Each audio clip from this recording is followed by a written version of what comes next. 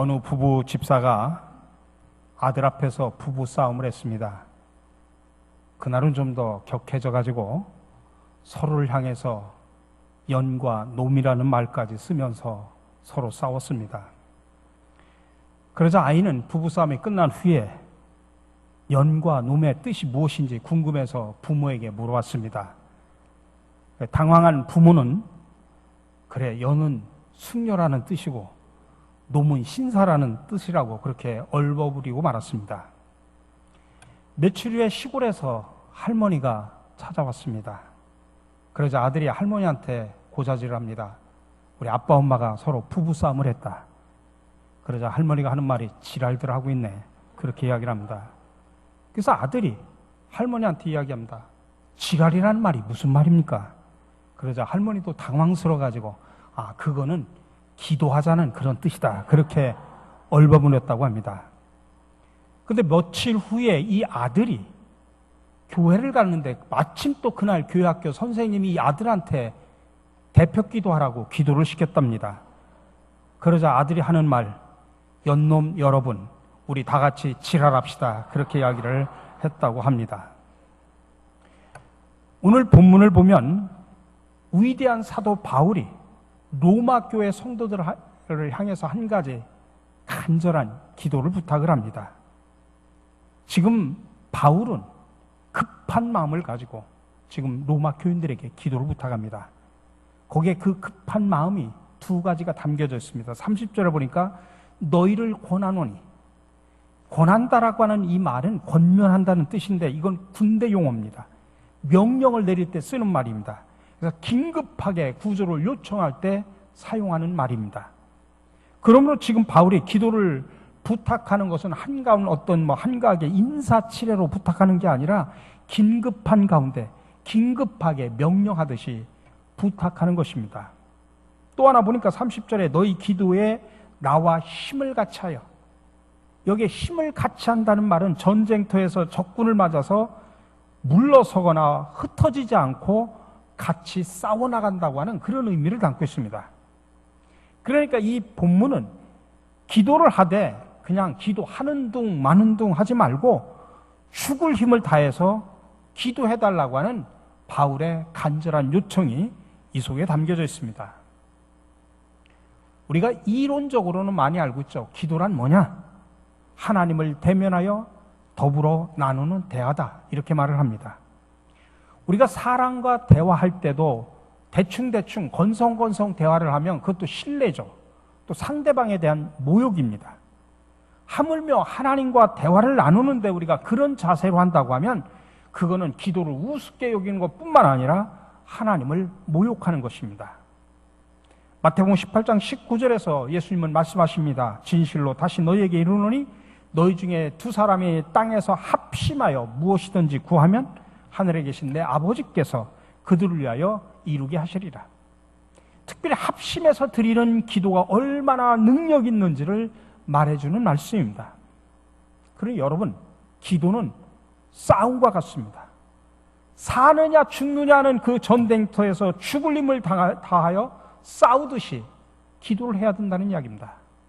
그렇기 때문에 기도에 지면 모든 것에서 지고 마는 것과 마찬가지입니다. 자, 그러면 지금 바울은 지금 로마 교인들에게 기도 요청을 하면서 15장을 마무리 짓습니다. 왜 기도 요청을 하면서 15장을 마무리할까? 거기엔 세 가지 이유가 있었습니다. 첫 번째로 바울은 지금 예루살렘에 가면 자신을 해치려고 하는 무리들이 있었기 때문에 기도를 요청한 겁니다. 유대교 근본주의자들은 바울을 유대교에 대한 공공의 적으로 생각했습니다. 이 장면이 로마서에서 이렇게 말하는 장면이 구체적으로 나와 있지 않지만 사도행전 23장 21절에 보면 구체적으로 나옵니다. 당신은 그들의 청함을 따르지 마소서.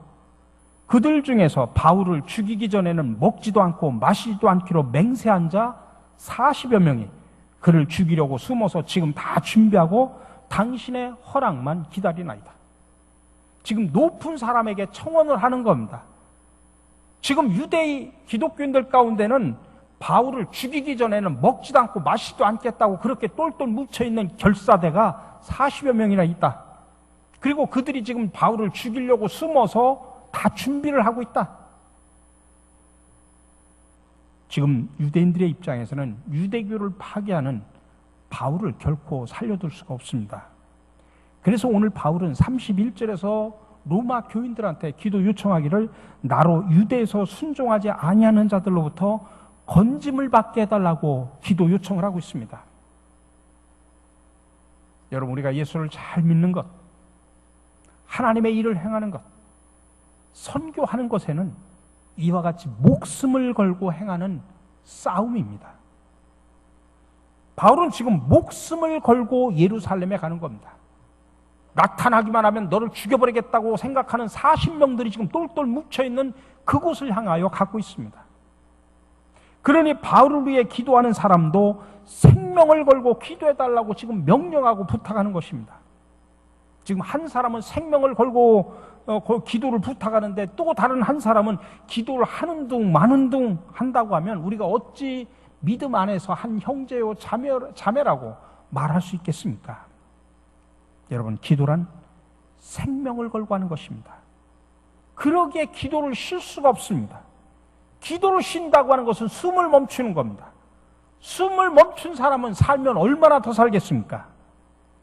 믿음의 사람들에게 있어서 기도는 이런 것이라는 이야기입니다. 여러분, 기도 시간이 길다고 기도를 잘하는 게 아닙니다. 기도를 막 크게 부르짖는다고 기도를 잘하는 게 아닙니다. 정말 기도는 생명을 걸고 드리는 기도, 그 기도가 진정한 기도입니다. 그래야 거기에 생명으로 응답하시는 하나님의 행동이 시작되기 때문입니다. 우리가 겟세마네에서 예수님이 드린 기도가 생각이 나죠. 생명을 걸고 기도했습니다. 근데 하나님께서 뭐라고 응답하십니까? 나는 생명을 걸고 기도하는데 하나님께서 예수님에게 죽으라고 명령하십니다. 죽으라고 응답을 하십니다. 아니, 내가 지금 죽을 지경이 돼가지고 하나님 앞에 기도하는데 죽으라는 응답이 우리가 기대하는 그런 기도의 응답이 아니죠. 그러나 여러분, 기도의 응답은 내가 바라는 대로가 아니라 하나님에게 달려있다는 사실을 기억하시기 바랍니다. 그러니까 하나님께 생명을 걸고 드리는 기도, 생명을 걸고 기도하는 사람은 이미 살고 죽는 것을 뛰어넘는 사람입니다. 그러니 생명의 응답이나 죽음의 응답이나 둘 다 똑같은 하나님의 응답으로 믿고 우리는 아멘 할 수 있어야 됩니다. 그러므로 기도하는 사람, 진정으로 기도하는 사람은 하나님의 응답에 아멘 이상 해서는 안 됩니다. 지금 바울은 이런 심정을 가지고 기도를 부탁하고 로마 교인들은 또 그 심정을 가지고 같이 기도를 해 주었습니다.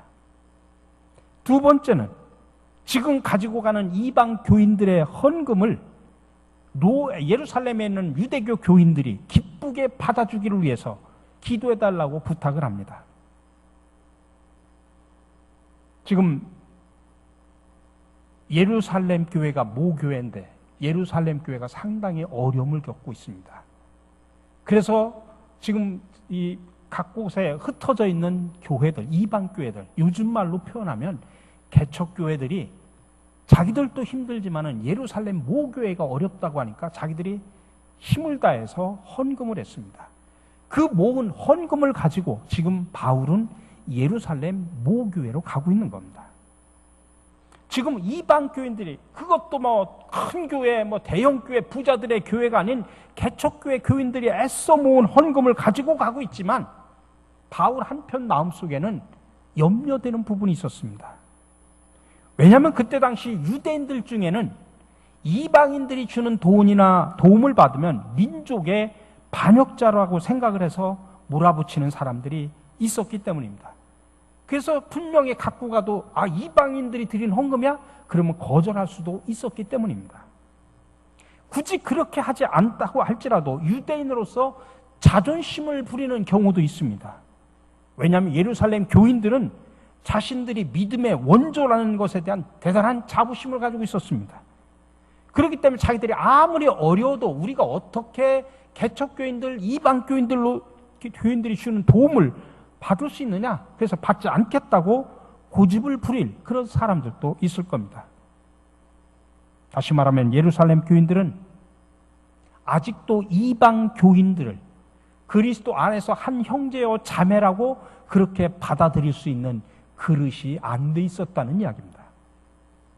그래서 바울은 지금 로마 교인들을 향해서 또 많은 이방 교인들을 향해서 도움을 주는 이방 교인들에게 헌금만 했다고 끝나는 것이라고 생각하지 말고 이 헌금이 하나님의 영광을 드러내고 피차 그리스도의 사랑을 나누고 은혜도 나누는 그런 선물이 되기 위해서 기도를 좀 해달라고 부탁을 하는 것입니다.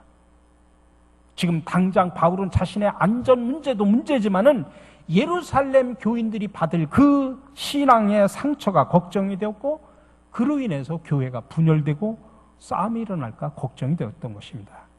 그래서 오늘 31절에서 이렇게 말합니다.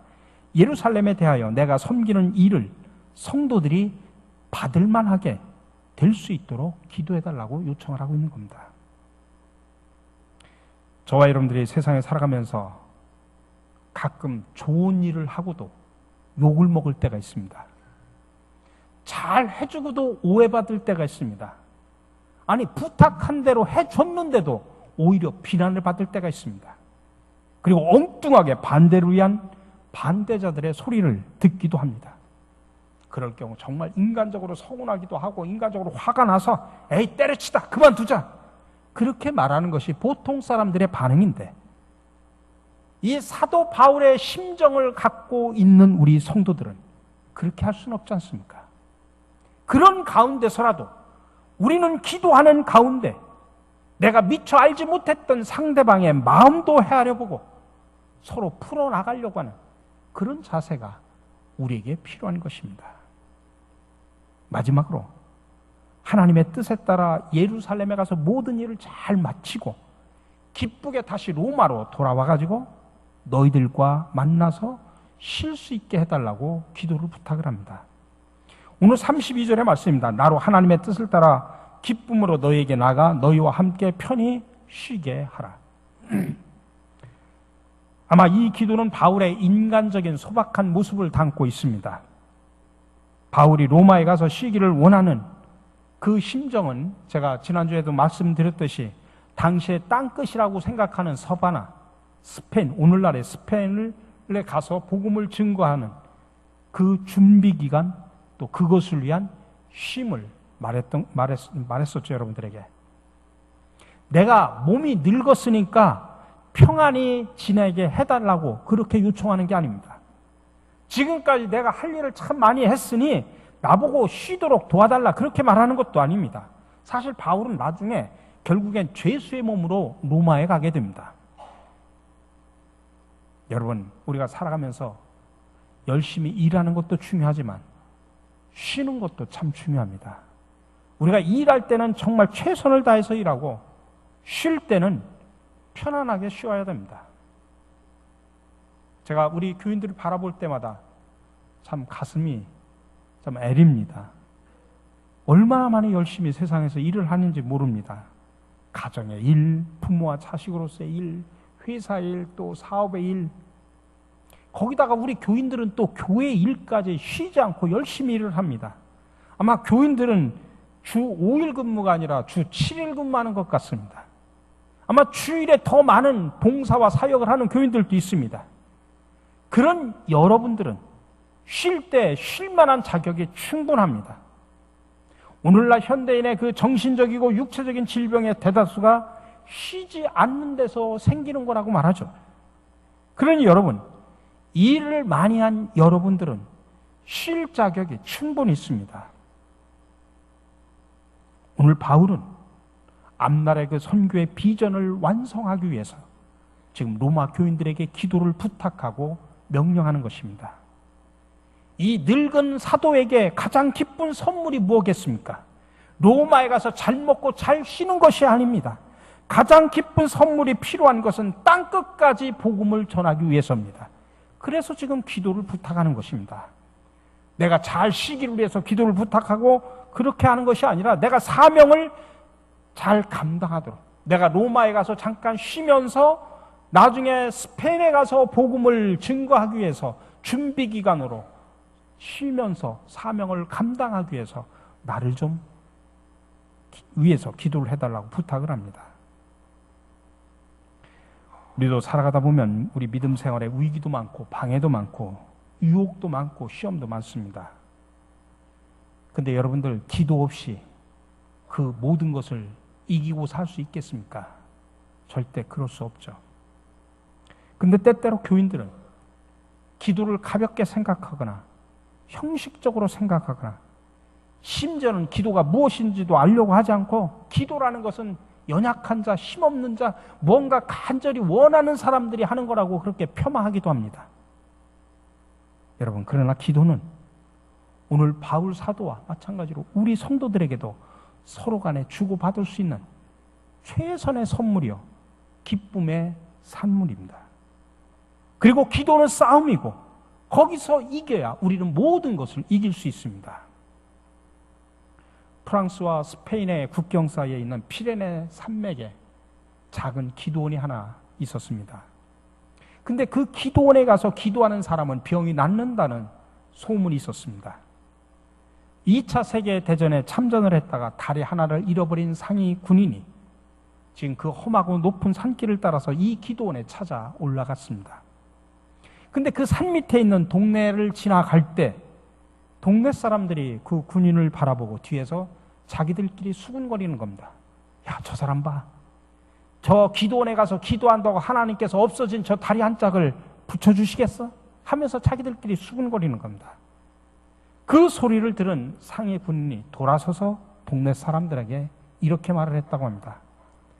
물론 나도 하나님께서 내 다리를 다시 붙여줄 것이라고 기대하진 않습니다. 그러나 나는 다리가 하나 없어도 내 삶이 진실하고 보람될 수 있도록 도와주시기를 하나님께 기도하러 산에 올라가는 길입니다. 여러분, 우리 기도에 대한 성도들의 생각이 바로 이러해야 된다는 이야기입니다.